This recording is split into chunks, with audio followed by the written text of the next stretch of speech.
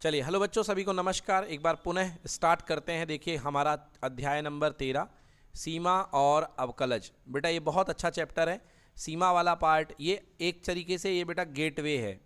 Gateway है यानी कि मुख्य द्वार है। किसका है बेटा ये मुख्य द्वार? क्लास 12th में आप लोग को सबसे ज़्यादा बड़ा पार्ट पढ़ना बच्चों कैलकुलस।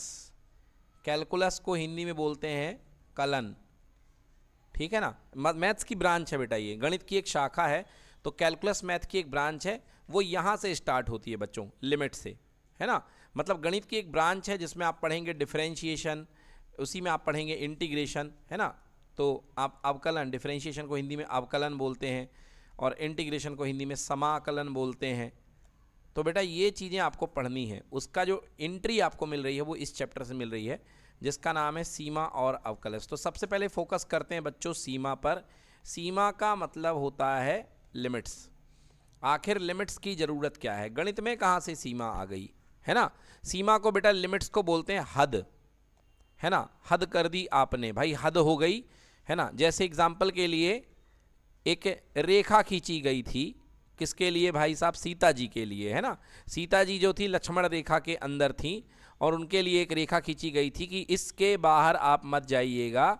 ये आपके लिए यहाँ पर एक सीमा खींच दी गई। क्या खींच दी गई?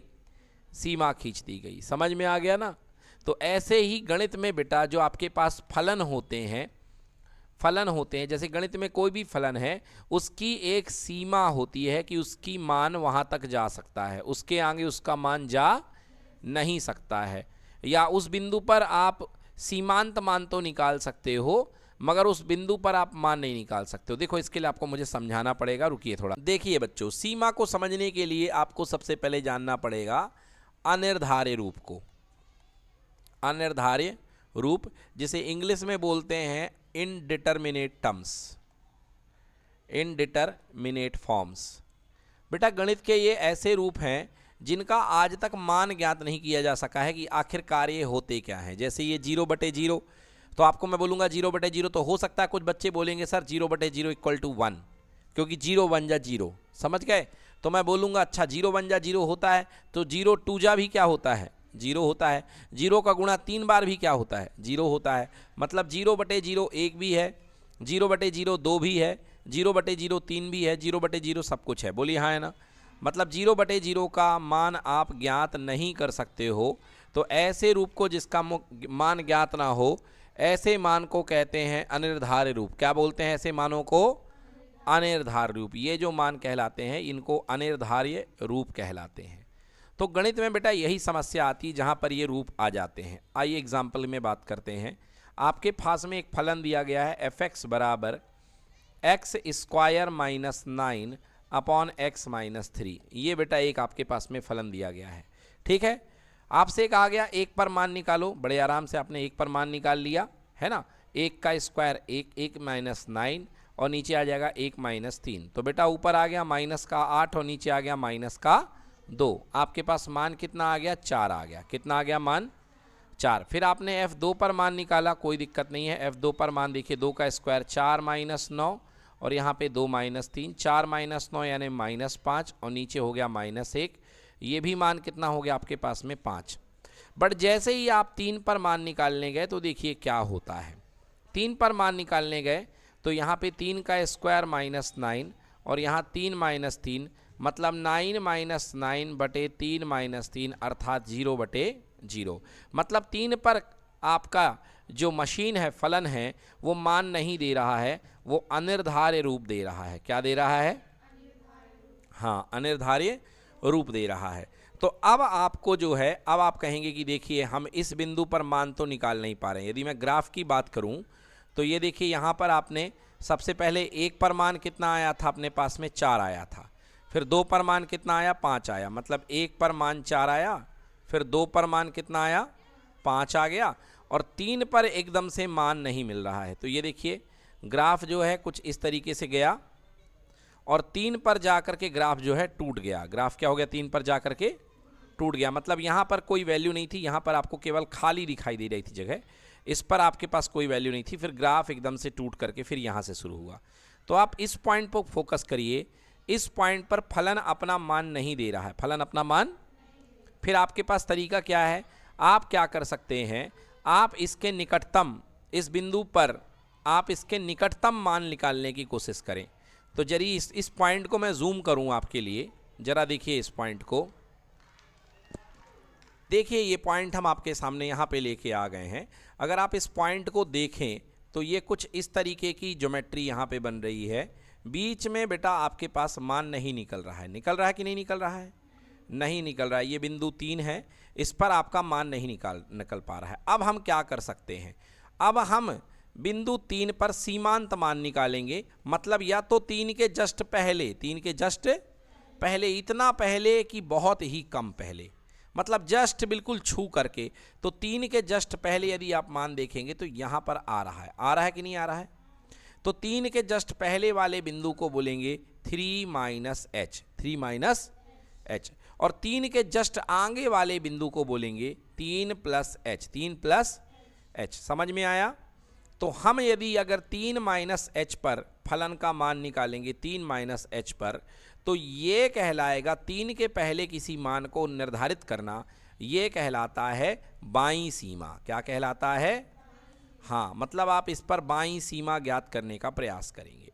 और अगर 3 के थोड़ा सा आगे है ना, 3 के थोड़ा सा आगे, कितना आगे भाई, फलन की लड़ाई 3 पर है, 3.00000001 पर नहीं है, बस ये 3 के जस्ट थोड़ा सा आगे है। तो इस पर अगर आप मान ज्ञात करने की चेष्टा करेंगे तो ये बात कहलाएगी f ऑफ 3 प्लस एच, और इसको हम बोलेंगे दाईं सीमा। क्या बोलेंगे, दाईं सीमा। तो आप देखिए यहाँ पर इसको जूम करके कि बाईं सीमा और दाईं सीमा का लेवल लगभग एक ही आ रहा है। ये देखिए यहाँ पे ये बाईं सीमा है और यहाँ पर क्या है, ये दाईं सीमा। अगर यहाँ पे मैं y अक्ष बना दूँ और मैं इस दोनों का मान देखूं आपको, ये देखिए यहाँ पर बाईं सीमा का मान भी मान लो कुछ ना कुछ आएगा k, और दाईं सीमा की मान भी वही आएगा k। बोलो हाँ है ना। तो भले ही फलन उस बिंदु पर उपस्थित नहीं है मगर उसके आजू बाजू का मान सेम आ रहा है, मतलब दाईं सीमा बराबर बाईं सीमा, यानी f ऑफ 3 माइनस एच, ठीक है ना, equal to f of 3 plus H, और इसका मान कितना आ रहा है, k। क्या आ रहा है, k। तो हम कहेंगे कि यहाँ पर फलन का सीमांत मान कितना है, k है। कितना है फलन का सीमांत मान, k है। इस बात को हम लिखेंगे कि लिमिट मतलब x tends to 3, x tends to 3, limit x tends to 3 मतलब 3 के जस्ट आजू बाजू, 3 के जस्ट आजू बाजू, यानी ये सीमांत मान है किसका, फलन का। किसका, फलन का मान क्या है, k है। समझ में आ गया। इसे बोलते हैं फलन की 3 पर सीमा। फलन की x बराबर 3 पर मान नहीं बोलोगे, क्या बोलोगे, सीमा। क्या बोलोगे, सीमा। और k यहाँ पे कहलाएगा सीमांत मान। कौन सा मान, सीमांत मान। समझ में आ गया, बराबर k। क्लियर है, आ गया समझ में। तो ये हमको सीमा निकालनी है। क्या निकालनी है, सीमा। तो एक्चुअली बेटा सीमा निकालने का कंसेप्ट उस क्वेश्चन में आता है जहां पर फलन जो है वैल्यू देने को मना कर दे, अनिर्धार्य हो जाए, फलन टूट जाए, फलन क्या हो जाए, टूट जाए, तो वहां पर आपको सीमा निकालने की बात की जाती है। ठीक है, तो मैथ्स में सीमा निकाली जाती है, बहुत अच्छे से निकाली जाती है सीमा। आइए तो इसको नोट कर लीजिए, ये आपका हो गया सीमांत मान fx, yes, f equal to 3 minus H. अब यदि देखिए इस कंसेप्ट को हम यदि जनरलाइज करते हैं तो कैसे पढ़ेंगे इस कंसेप्ट को। यदि हम जनरलाइज करेंगे तो अगर आपके पास में कोई बिंदु A है, ये आपके पास में x अक्ष है,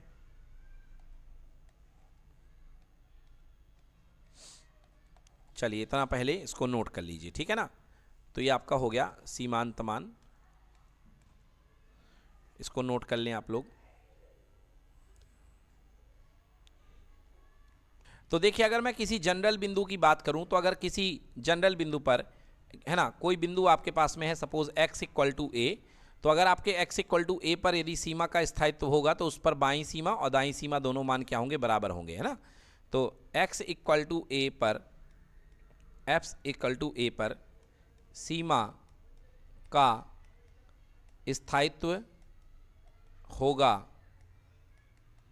यदि, कब होगा, x इक्वल टू a पर आपको एक वैलिड लिमिट मिलेगी। सीमा कब मिलेगी, कब, जब F of A minus H equal to F of A plus H, मतलब कि बाईं सीमा ए पर दाईं सीमा के क्या होगी, बराबर होगी, तब आप कहेंगे कि सीमांत मान मिल रहा है। अगर ये दोनों बराबर नहीं है इसका मतलब वो सीमांत मान नहीं है या सीमा का अस्तित्व नहीं है, सीमा का अस्तित्व नहीं है। मतलब आप लिख सकते हैं कि यदि किसी बिंदु पर बाईं सीमा यानी a माइनस एच दाईं सीमा a प्लस एच के बराबर नहीं है, इसका मतलब x बराबर a पर सीमा का अस्तित्व नहीं, सीमा का अस्तित्व नहीं। बोलो समझ में आया कि नहीं आया? मतलब उस बिंदु पर सीमा का अस्तित्व नहीं है। डन। चलिए बच्चों, तो देखा आपने कि हमको जो है सीमा निकालनी है। अच्छा, एक मैं आपको एक बढ़िया सा केस बता देता हूँ, सीमा को लेकर के आपको एक बढ़िया सा केस बता देता हूँ कि कैसे आप जो है सीमा के फंडे को समझ सकते हो। जैसे समझो बेटा कि मेरे को मान लो सूर्य का तापमान ज्ञात करना है ना, ये सन है और इसके सेंटर का मुझे तापमान ज्ञात करना है, ठीक है ना। तो अब बेटा ऐसा तो नहीं कि हम घर से थर्मामीटर लेके चलेंगे और वहाँ पर पलथी लगा के बैठेंगे और वहाँ पे तापमान माप ज्ञात करके आएंगे, है ना। बहुत एक्सट्रीमली हॉट टेम्परेचर है, तो बेटा सन के टेम्परेचर को मेज़र करने की प्रक्रिया कुछ ऐसी होती है कि ये क्या हो गया बेटा, मान लो ये बिंदु ए है, क्या है, बिंदु ए है, जिस पर हमको सीमा का मान ज्ञात करना है, जिस पर हमको फलन का मान ज्ञात करना है और टेम्परेचर निकालना है किस पर, बिंदु ए पर। किस पर, बिंदु ए पर। अब यदि हमने किसी विधि के थ्रू निकाला तो वहाँ पर टेम्परेचर का अस्तित्व नहीं आ रहा है, उस बिंदु पर हम टेम्परेचर नहीं निकाल पा रहे हैं, तो फिर हम क्या करते हैं, हम इधर की लेयर से चलना शुरू करते हैं। तो एक तो यहाँ से आएंगे दूरी और एक यहाँ से आएंगे, समझ में आया, यहाँ से आएंगे। अगर हम दाई तरफ से आएंगे बेटा ए की ओर तो हम ए से बड़े मान लेते हुए आएंगे, बोलो हाँ है ना। तो ये बड़े मान, जैसे मान लो अभी यहाँ दूरी h है तो a से h ज़्यादा, तो ये वाला बिंदु क्या बनेगा, a प्लस एच। और यदि पीछे की ओर बात करें, ये h है तो ये बिंदु क्या बनेगा, a माइनस एच। समझ में आया कि नहीं आया? तो अगर हम इन मानों को लेकर के आगे बढ़ते हैं तो ये जो कहलाएगा, इस तरीके से वैल्यू निकालना कहलाएगा F of A minus H, इसको बोलेंगे बाईं सीमा। क्या बोलेंगे? और इधर से यदि हम निकालेंगे मान तो यहाँ से बढ़ेंगे आगे ज़्यादा वैल्यू लेकर के, तो F of A plus H निकालेंगे, वो कहलाएगा दाईं सीमा। क्या कहलाएगा? मान लो हम h बहुत कम करते हैं, h क्या हम करते हैं, बहुत कम, क्योंकि h जितना कम रहेगा हम वहाँ पे सूर्य के पास पहुँच जाएंगे। पहुँचेंगे कि नहीं पहुँचेंगे? इसीलिए इस बात को हम लिखते हैं limit h tends to zero. Limit h tends to, मतलब h का मान बहुत कम रखना है आपको, h का मान बहुत कम रखना है। और limit h tends to zero करके आप जो है यहाँ पर मान, फलन का मान निकालते हैं, फलन का मान निकालते हैं, वही कहलाती है आपकी सीमांत मान, उसी को अपन सीमांत मान कहते हैं। तो अगर आपने दाईं सीमा निकाली और बाईं सीमा निकाली, मुझे बताइए कि दोनों तरफ से आपने इस पर बिंदु पे निकाला मान, ये भी k आया, और इधर पे निकाला, ये भी क्या आया। इससे पता चल रहा है कि यहाँ से लेके यहाँ तक पूरा मान जो होगा एक्चुअली k ही होगा, हाँ या ना? पता चलेगा कि नहीं चलेगा? तो इस तरीके से आप कहेंगे भैया देखो मान तो नहीं निकाल पा रहे हैं, मगर हाँ हम आपको सीमांत वैल्यू जरूर बता रहे हैं दोनों तरफ से। और इस कंसेप्ट पर आपने निकाला कि भैया एफ ऑफ ए के आगे, ए के पीछे मान निकाला, वो भी आया कितना, k। फिर आपने ए के आगे मान निकाला, वो भी कितना आया, k, दोनों आ गया। तो आप कहेंगे अतः F of A plus H कह लो, ए के आगे कह लो मान, ए के पीछे कह लो मान, या इसी को बोल दो limit x tends to a के पास मान, a के पास फलन का मान क्या आएगा, k आएगा। क्या आएगा फलन का मान, बोलो क्लियर हो गया? तो यहाँ पर ये सीमा जो है अस्तित्व कर रही है, समझ में आ गया? इस तरीके से यहाँ पे सीमा का अस्तित्व हो रहा है। नोट कर लीजिए इसको, ये कंसेप्ट है। और खासकर जब दाईं सीमा और बाईं सीमा वाला सवाल होगा तो आपको इसी तरीके से आपको इसको यूज़ करना पड़ेगा। एक बात याद रखिएगा कि ये जो कार्यवाही हो रही है ये x अक्ष के अंदिश हो रही है, तो दाईं सीमा के लिए आप x का मान a प्लस एच मान के चलेंगे और बाईं सीमा के लिए आप x का मान x बराबर a माइनस एच मान के चलेंगे, ठीक है ना। तो आप दाईं सीमा में x का मान a प्लस एच मानेंगे और बाईं सीमा में x का मान a plus a minus H मानेंगे, और दोनों ओर h की वैल्यू 0 के पास जाएगी, h टेंड्स टू 0, मतलब एक गैप बहुत छोटा रहेगा। तो चलिए एक सवाल से समझते हैं कि आखिर सीमांत मान निकालते कैसे हैं। अभी आपने देखा, मैंने कहा भैया एफ एक्स बराबर जो है आपके पास में x square minus 9 upon x minus 3 है, और हमने कहा कि f का 3 पर मान ज्ञात करो। f3 बराबर क्या होगा, मतलब जहाँ x है वहाँ क्या पुट करो 3। आप चले लेकर के अपनी तलवार वगैरह लेके चले घर से कॉन्फिडेंस से भरे हुए कि भाई चलो भाई वैल्यू निकाल के देते हैं सर को।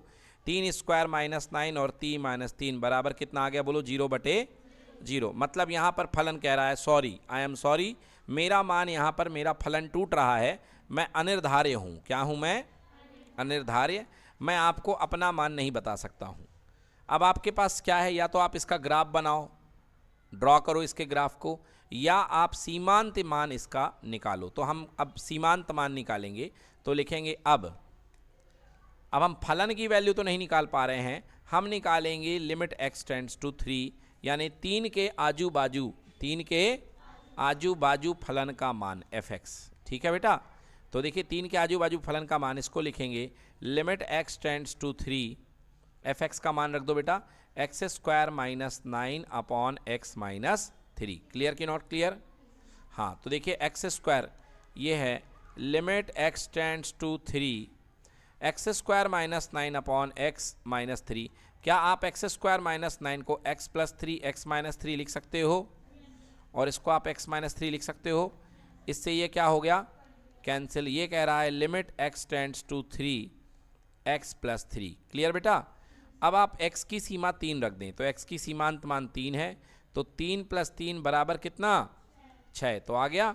तो यहाँ पे जो सीमांत वैल्यू होगी आपकी वो कितनी आएगी, 6 आएगी। आपको याद होगा जब हम ग्राफ कर रहे थे तो पहले हमने वैल्यू निकाली थी 4 के ऊपर गए थे 5, बोलो हाँ है ना, और फिर थोड़ा और ऊपर जाओगे बेटा तो जहाँ पे फलन टूट रहा होगा उस पर मान कितना निकलेगा, 6 निकलेगा। कितना निकलेगा, 6 निकलेगा। कुछ इस तरीके का मैंने बना करके दिखाया था कि यहाँ पर बेटा 4 था, यहाँ पर कितना था, 5 था, और थोड़ा और ऊपर जाओगे तो बेटा इसके आजू बाजू जो मान आएगा जस्ट बिल्कुल 6 हाइट पे आएगा। समझ में आ गया? तो इसका सीमांत मान कितना निकलेगा, 6। बेटा ये पहली विधि है जिसको हम लोग बोलते हैं गुणनखंड विधि। कौन सी विधि, अभी हम पढ़ेंगे इसको, तो ये पहली विधि कहलाएगी सीमा निकालने की, गुणनखंड विधि। ठीक है, नोट करिए इसको। तो बच्चों आपने देखा कि एक्चुअली सीमा का महत्व कब है, सीमा का महत्व केवल उन फलनों के लिए जो किसी बिंदु पर टूट रहे हो, जी किसी बिंदु पर टूट रहे हो या मान नहीं दे रहे हो। अब जो खुद रेडियली मान देने बैठे हैं उनके लिए क्या सीमा का मतलब एक समझो कि एक 6 साल का बच्चा या 5 साल का बच्चा जो है वो एक बड़े से भैया को बोलता है दम है तो मुझे छू के दिखा, तो उसमें क्या दम है, भाई साहब छू देंगे इसको। समझ में आ गया? हाँ, ये बात अलग है कि भैया जी खड़े हैं और इनके सामने एक बहुत लंबा चौड़ा पहलवान है, समझ गए, और कह रहा है तेरी दम है तो मुझे छू के दिखा। तो अगर इनको अपनी सलामती प्यारी है तो ये अपनी उंगली को लेके जाएंगे बिल्कुल, मगर टच नहीं करेंगे, वापस ले आएंगे, है ना, क्योंकि उनका चैलेंज छूने का है, और अगर छू दिया तो ये दम दिखाएंगे अपना। तो ये सीमा की बात यहाँ पर होगी जहाँ पर कोई दिक्कत है, और जहाँ पर कोई दिक्कत ही नहीं है तो एक बार क्या हम 10 बार छू देंगे। समझ गए? तो आपके प्रश्नावली में कुछ सवाल ऐसे हैं जहाँ कोई दिक्कत नहीं है फिर भी सीमा निकालनी है। जैसे ये सवाल आपको देखिए, कह रहा है कि x प्लस 3 का सीमांत मान ज्ञात करो। अरे क्या सीमांत मान ज्ञात करें, सीधे x का मान 3 रख दीजिए, हम तो फलन का ही मान ज्ञात कर देते, सीमा तो छोड़िए। f3 बराबर 3 प्लस 3 बराबर कितना आ जाएगा, 6। तो बेटा वहाँ सीमा भी 6 आएगी और फलन का मान भी 6 आएगा, और निकालने का तरीका वही है। अगर आपको लिमिटिंग वैल्यू सीमांत मान निकालना है 3 पर, तो ऐसा बस लिखेंगे आप लिमिट x टेंड्स टू 3 और फिर फलन का मान पुट कर दीजिए। तो फलन आपके पास में कितना है, फलन आपके पास में यहाँ पे है fx यानी कि x प्लस 3, थोड़ा सा गलत हो गया, हाँ, तो यहाँ पे आप फिर fx रख दीजिए। तो लिमिट x टेंड्स टू 3, इस फलन की सीमा निकालना है, यहाँ पे रख दीजिए x प्लस 3। तो आंसर 3 प्लस 3 बराबर कितना हो गया, 6 हो गया। अब आप यहाँ पर हमसे सीमा निकलवा तो रहे हैं, मगर बस वह बात वही है कि जहाँ सुई लगनी है आप वहाँ पर तलवार का इस्तेमाल करवा रहे हैं, कोई मतलब ही नहीं है। मगर चलिए कोई बात नहीं, हम इसका सीमांत मान हमने निकाल दिया। अगला क्वेश्चन, x का मान पाई माइनस 22/7। तो बेटा याद रखना पाई का अप्रॉक्सीमेट मान 22/7 होता है। बहुत बच्चे इसका आंसर 0 दे देंगे। पाई माइनस 22/7 बेटा 0 नहीं होता है। पाई की शुद्ध वैल्यू 22/7 नहीं है, पाई की जो है एक कहना चाहिए करीब करीब वैल्यू 22/7 मानी गई है। ठीक है ना? जब आपके सामने पाई है तो इसका उत्तर आएगा पाई माइनस 22/7। यस, तो इसको इतने पर छोड़ दीजिए। अगला सवाल, पाई आर स्क्वायर कह रहा है, इसका r इक्वल टू 1 पर आपको सीमा निकालनी है। तो r की जगह 1 डाल दीजिए, ये आ गया। अगले केस में x की जगह 4 डाल दीजिए, आ गया। हाँ, यहाँ पर देखिए सीधे सीधे वैल्यू डाल दीजिए, ये आ गया, क्योंकि ये फलन कोई परेशान कर ही नहीं रहे हैं। कर रहे हैं क्या? अब यहाँ से परेशानी शुरू हो रही है, यहाँ से देखिए, यहाँ से परेशानी शुरू हो रही है। अब आप यदि 0 डालेंगे तो क्या दिक्कत है? अगर आप 0 डालेंगे इस फलन में, पहले डाल करके देखा आपने, तो 0 + 1 की पावर 5 - 1 और नीचे कितना 0। भैया 1 की पावर 5 1 होगा और 1 - 1 ये भी होगा और ये हो गया 0, मतलब 0 बटे, मतलब दिया गया फलन प्रत्यक्ष रूप से सीमा नहीं रख सकते, मतलब प्रत्यक्ष रूप से ये फलन का मान नहीं दे रहा है x = 0 पर, बल्कि कौन सा रूप दे रहा है? 0/0। तो यहाँ पे एक्चुअली सीमा की टेक्निक सही तरीके से यहीं पर इस्तेमाल होगी। आई बात समझ में? आपको सीमा का जो सही कंसेप्ट है आपको यहीं पर इस्तेमाल करना पड़ेगा, ठीक है। हाँ, तो अब हमको यहाँ पर सीमा के सूत्र इस्तेमाल करने पड़ेंगे। तो आइए, अब ज़रूरत हो चुकी है सीमा के सूत्रों को सीखने की, ठीक है। सीमा के सूत्रों को हम सीखने वाले हैं। तो सबसे पहली सीमा हल निकालने की पहली विधि का नाम है, लिखिए नंबर 1 मेथड, गुणनखंड विधि। कौन सी विधि? गुणनखंड विधि, ठीक है। तो गुणनखंड विधि में क्या करेंगे बच्चों? आप अंश तथा हर का गुणनखंड करके उभयनिष्ठ पदों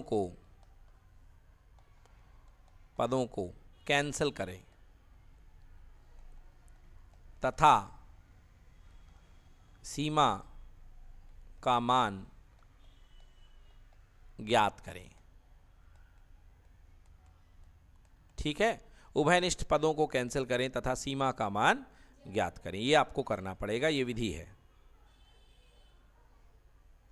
तो पहली विधि है गुणनखंड विधि। जैसे देखिए बेटा, ये गुणनखंड विधि पर ये एक सवाल आपके सामने है, सवाल क्रमांक 7वां, ठीक है। इसको हम गुणनखंड विधि से कर सकते हैं। तो चलो ले चलते हैं सवाल को ऑपरेशन थिएटर में। ये आ गया हमारे पास सवाल, अब हम इसको करेंगे गुणनखंड विधि से, ठीक है बच्चों।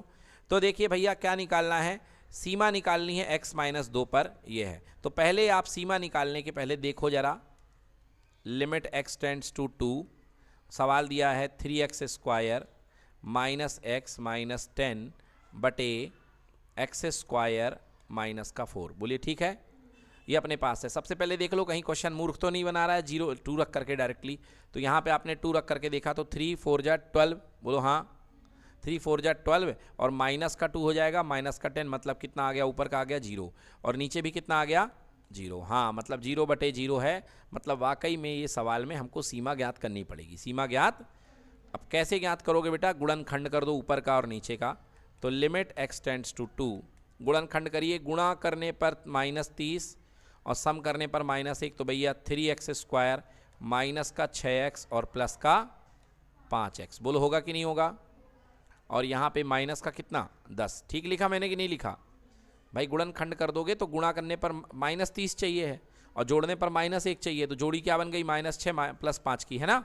और नीचे x² - 4 को क्या आप x² - 2 के स्क्वायर के रूप में देख सकते हो? और ये a + b, a - b से x + 2 x - 2 का रूप लेगा कि नहीं लेगा? तो यहाँ पर नीचे लिख दो x + 2 और x - 2। बोलो क्लियर? अब यहाँ पे देखिए लिमिट x टेंड्स टू 0, ऊपर से देखिए इन दोनों टर्म से क्या कॉमन दिख रहा है बच्चों? 3x। क्या कॉमन दिख रहा है? क्या छोड़ गया? x - 2। इधर से क्या कॉमन दिख रहा है? 5। क्या छोड़ गया? x - 2 अपॉन में x + 2 इंटू x - 2, ठीक है।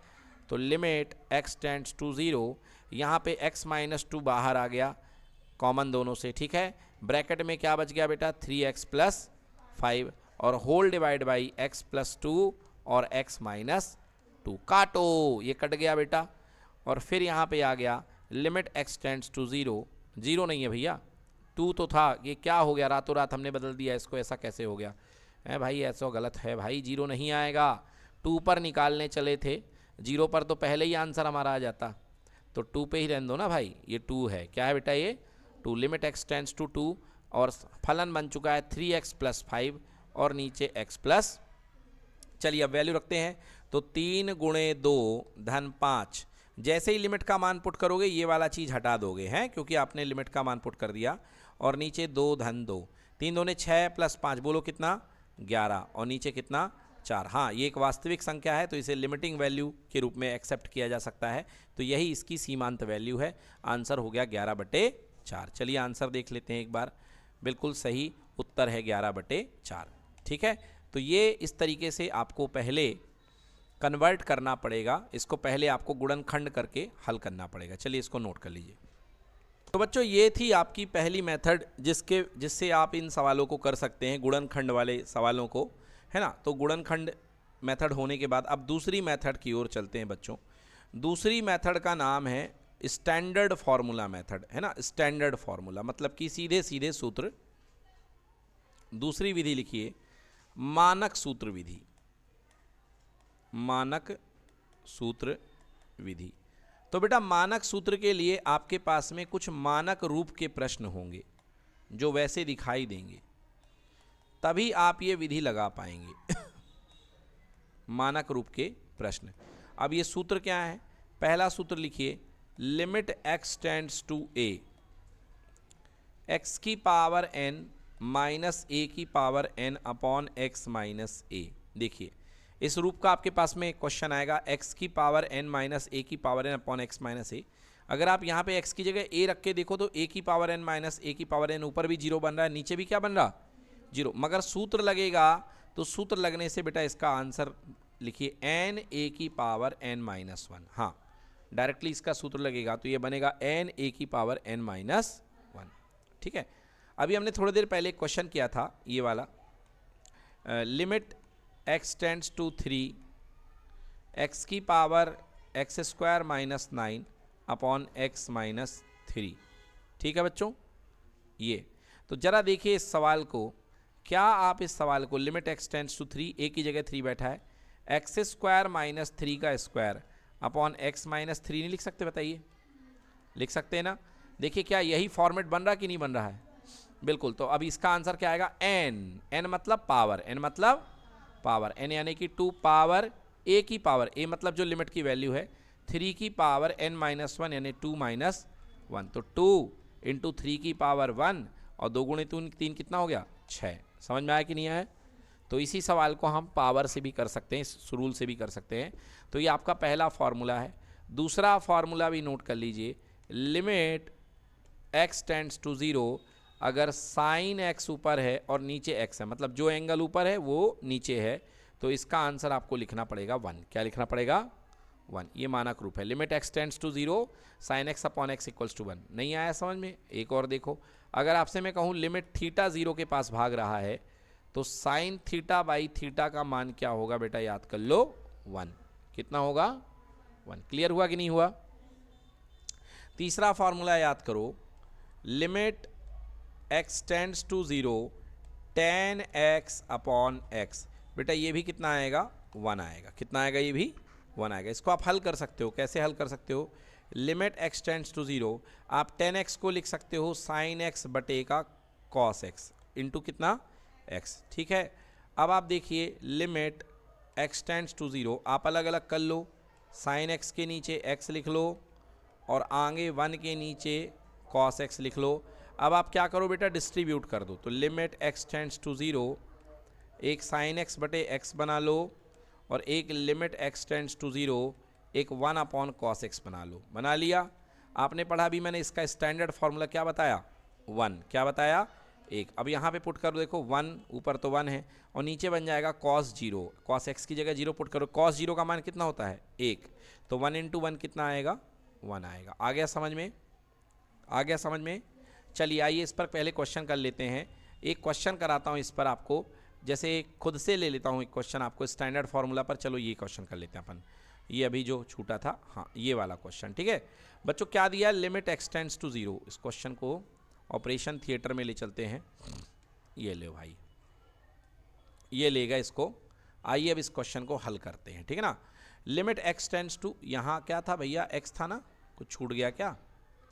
हाँ, यहाँ पे क्या था? 1 था। क्या था बेटा? यहाँ पे 1 था। ठीक है ना, कोई बात नहीं, इधर पे हमने लिख दिया 1। अब ठीक है, तो आपके पास में सवाल है, आपको हल ज्ञात करना है, दिए गए फलन की सीमा ज्ञात करना है। तो आपके पास में जो सवाल दिया है वो दिया है limit x tends to 0, x plus 1 की पावर 5 माइनस कितना बेटा 1 अपॉन कितना दिया है x, कितना दिया है x। ठीक है, अब देखो यार अभी यदि इसकी वैल्यू डालोगे तो अभी आप डाल करके देख लो क्या आ रहा है, 0/0 आ रहा है कि नहीं आ रहा है। अरे x की वैल्यू 0 डाल दो तो 1 की पावर 5 1 ही होगा और ये भी 1 होगा, ये 0/0 आ रहा है। क्लियर कि नॉट क्लियर? थोड़ा सा इसको एडजस्ट करने की कोशिश करो। इसको कैसे एडजस्ट करता हूँ देखना, मैं दिखाता हूँ। लिमिट x टेंड्स टू 0, कोई दिक्कत नहीं है। मैं x प्लस 1 की पावर 5 को हाथ नहीं लगाऊंगा, मगर मैं क्या इस 1 को 1 की पावर 5 लिख सकता हूँ? क्या मैं x को x प्लस 1 और माइनस का 1 लिख सकता हूँ कि नहीं लिख सकता? क्योंकि एक में से एक जाएगा तो क्या बन जाएगा, x ही बचेगा। बोलो यस और नो। तो x को मैं x प्लस 1 माइनस 1 लिख सकता हूँ कि नहीं लिख सकता? चलिए अब देखिए यहाँ पे, माना आपके पास में ये x प्लस 1 को सिंगल वेरिएबल में बदलो। क्यों? क्योंकि जो आपके पास फॉर्मूला था वो था x की पावर n माइनस a की power n upon x minus a, था कि नहीं था? तो आप लिखोगे माना x प्लस 1 बराबर कितना y, x प्लस 1 बराबर कितना, मतलब x प्लस 1 का आपने मान कितना मान लिया, y मान लिया। ठीक है ना? क्लियर कि नॉट क्लियर? अब देखो यहाँ x किसकी तरफ जा रहा है, तो x की जगह 0 रख करके देखो। अगर x दौड़ लगाएगा 0 की तरफ तो बेटा y कहाँ जाएगा, देखो y दौड़ लगाएगा किसकी तरफ, x की जगह 0 डालो तो 0 प्लस 1, तो y का मान कितना आ रहा है 1, मतलब x 1 की तरफ भागे, इसका मतलब y किसकी तरफ भागे, 1 की तरफ। समझ गए ना? क्योंकि x प्लस 1 बराबर y ले रहे हो तो x अगर 0 की तरफ दौड़ेगा तो y किसकी तरफ दौड़ेगा, तो पूरे क्वेश्चन को y में बदल दो। तो लिमिट x का 0 की तरफ जाना अर्थात y का किसकी तरफ जाना, 1 की तरफ। बोलो x प्लस वाई का मान कितना है, y की पावर कितना 5 माइनस 1 की पावर कितना 5। बोलो हाँ या ना? और नीचे आ गया y माइनस 1, आ गया कि नहीं आया? अब ध्यान से देखो ये फॉर्मेट मैच खा रहा कि नहीं खा रहा है, खा रहा है ना, बिल्कुल सेम है कि नहीं है?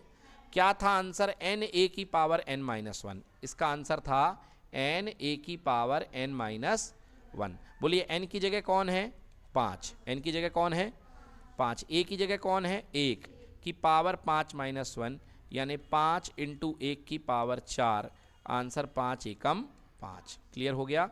तो इसका उत्तर क्या आएगा, इसका उत्तर आएगा 5, बिल्कुल सही, नोट कर लीजिए। ठीक है, देखिए बच्चों अगला क्वेश्चन ये अपने पास में है कि लिमिट z टेंस टू 1, आपको इसका मान ज्ञात करना है। तो लिमिट z की मान सीमा जा रही है 1 तक, z का मान 1 के आसपास है, z की पावर 1/3 माइनस 1 अपॉन z की पावर 1/6 माइनस का कितना 1। देखो बेटा इसको जमाना है, क्या जमाना है, x की पावर n माइनस a की power n upon x minus a के रूप में जमाओगे तभी आप, और limit x tends to a, तभी आप इसमें सीमांत मान लगा पाओगे। बोलो हाँ या ना? और बनेगा n a की पावर n माइनस 1। तो मैं इसको लिख सकता हूँ limit z tends to 1, z की पावर 1/3 माइनस 1। क्या मैं इसको 1/3 पावर लिख सकता हूँ? क्योंकि 1 का कुछ भी करो कोई फर्क पड़ता नहीं है। और यहाँ पे क्या आएगा z माइनस 1, भाग दे दो ऊपर भी और नीचे भी। अच्छा एक मिनट, एक स्टेप रुक जाता हूँ जिससे तुम लोग को थोड़ा रिलैक्स रहेगा। चलो यहाँ पर मैं क्या z की पावर 1/6 माइनस 1 की पावर 1/6 लिख सकता हूँ कि नहीं लिख सकता हूँ? अगर मैं ऊपर और नीचे दोनों में z माइनस 1 का भाग यहाँ भी दे दूँ और z माइनस 1 का भाग यहाँ भी दे दूँ, क्या मुझे पुलिस पकड़ेगी? नहीं भाई, कोई दिक्कत नहीं है, क्योंकि दोनों में z माइनस 1 का भाग देने में कोई पाप नहीं लगेगा, दोनों कैंसिल हो जाएंगे। क्या हो जाएंगे? अब थोड़ा इनको संभाल करके लिखिए, देखिए इसको अच्छे से। तो लिमिट ऊपर भी z टेंड्स टू 1, ऊपर एक फलन बन रहा है z की पावर 1/3 माइनस 1 की पावर 1/3, और नीचे कितना z माइनस 1। बोलिए हाँ। और नीचे भी आपके पास में बन रहा है z की पावर 1/6 माइनस 1 की पावर 1/6, और नीचे क्या बैठा है z माइनस 1। क्लियर कि नॉट क्लियर? लिमिट बेटा डिस्ट्रीब्यूट हो जाती है, ऊपर की भी और नीचे की भी, यहाँ भी लिमिट बढ़ जाएगी, limit z tends to 1। Clear कि नॉट क्लियर? अब देखिए इसको हल करेंगे, क्या इस पे ये फार्मूला लग पाएगा कि नहीं लग पाएगा? लग जाएगा नहीं लगेगा? लग रहा है भाई। देखो x की पावर n माइनस a की power n upon x minus a, हाँ या ना? तो चलो फार्मूला लगाते हैं। देखिए यहाँ पे फार्मूला लगाएंगे तो ये हो जाएगा n मतलब 1/3 n a, बोलो a कितना है 1, n a की पावर 1/3 माइनस 1। क्लियर कि नॉट क्लियर? नीचे भी फार्मूला लगाइए, एन, एन कितना है 1/6 नहीं है क्या? एन की वैल्यू क्या है, ए की वैल्यू क्या है 1 की पावर 1/6 माइनस का 1 की पावर कुछ भी हो कितना होता है 1 होता है, बोलो हाँ है ना। सो ऊपर बचेगा 1/3 इंटू 1 यानी 1/3, नीचे भी पावर 1 से कोई फर्क नहीं पड़ता 1/6, पलटी मार गया 1/3 नीचे 6/1 ऊपर, बोलो 3 से कितने बार कैंसिल 2 बार। तो बताइए इसकी लिमिटिंग वैल्यू कितनी आएगी 2, मतलब इसका सीमांत मान जो आएगा वो 2 आएगा। चलिए चेक करते हैं, बिल्कुल सही 2 आ गया समझ में, नोट कर सकते हैं आप लोग, इसको नोट करिए ये वाला।